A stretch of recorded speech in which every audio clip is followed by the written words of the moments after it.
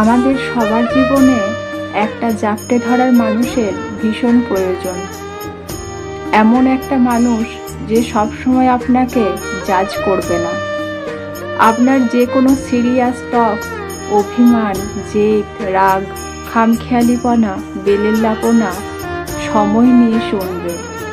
কখনো সলিউশন দেবে, কখনো হয়তো দেবে না, কিন্তু অযথা উঠে চলে যাবে না।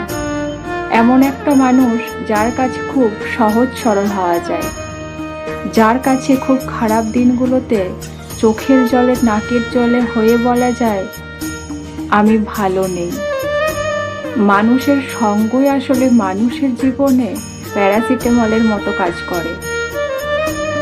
আমরা এমন কোনো সম্পর্ক চাই না যেখানে কোনো অটুট প্রতিশ্রুতি থাকবে, অথবা এতটাও অপটিমিস্টিক হতে চাই না যেখানে কোনো মানুষ অহেতুক স্পেশাল ফিল করাবে।